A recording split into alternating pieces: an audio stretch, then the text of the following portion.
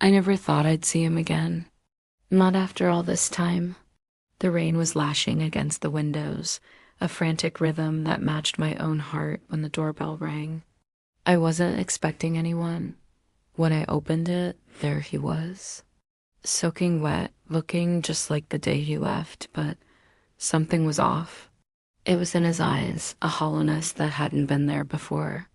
He smiled, but it didn't reach them. When he appeared at my door, something was different. It's funny how your mind can instantly transport you back. One second, I'm staring at a ghost on my doorstep. The next, I'm back in sun-drenched fields, his laughter echoing around me. I remember the weight of his hand in mine, the warmth of his smile, the way he'd look at me like I was the only person in the world.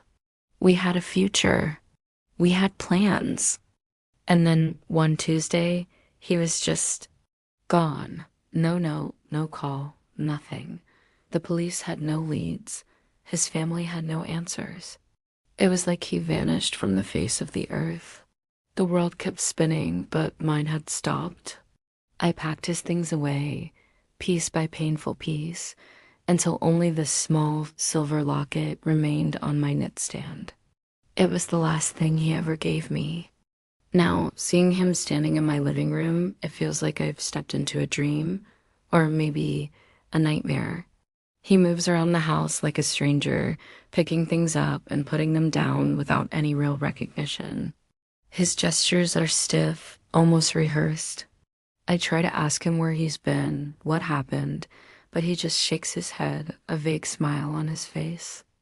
It was a long journey, he says, his voice a monotone whisper, but I'm back now. It's not an answer. He avoids my questions with an unnerving skill, changing the subject, asking about the weather, about my job, anything to steer away from the gaping black hole of the last 5 years. I watch him when he thinks I'm not looking. His hands tremble sometimes, and there's a new scar, a thin white line just below his hairline that he quickly hides when he catches me staring. He doesn't hold my hand the same way. He doesn't laugh at my stupid jokes. He's a perfect copy, a flawless imitation, but the soul is missing. If someone you loved returned but didn't feel the same, what would you do? You want to believe, you want to fall back into the comfort of what you once had, but every instinct screams that something is terribly, terribly wrong. The nights are the worst. I lie awake, listening. I hear him moving around downstairs when he thinks I'm asleep. Faint footsteps, the soft creak of a floorboard. Last night, I saw a shadow pass by my window, a tall, thin silhouette that wasn't his. I'm starting to think I'm going crazy. Today, while cleaning, I found a crumpled piece of paper tucked deep inside the pocket of the jacket he arrived in. It wasn't his handwriting. The words were strange, almost like a code or a language I'd never seen before, a series of symbols and jagged lines.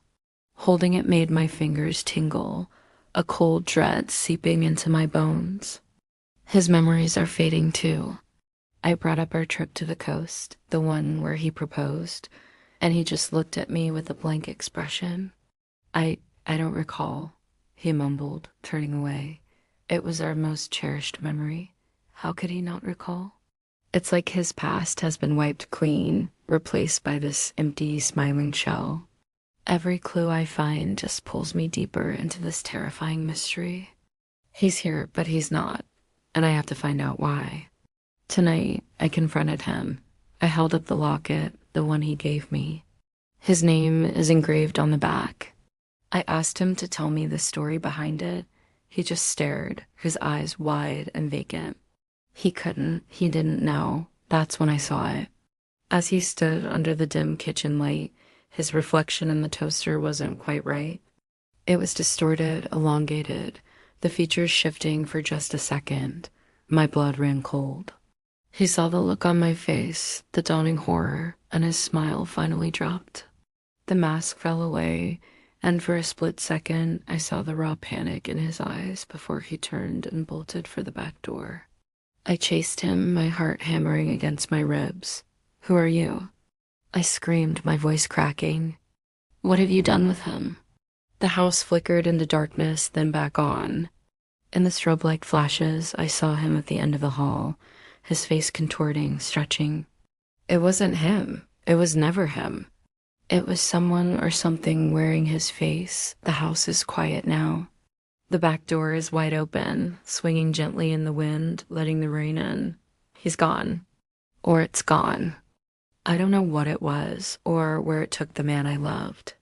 Maybe he's still out there somewhere, or maybe he's been gone all along. I'm left with nothing but questions and a silence that is louder than any scream. Some mysteries are meant to haunt us forever.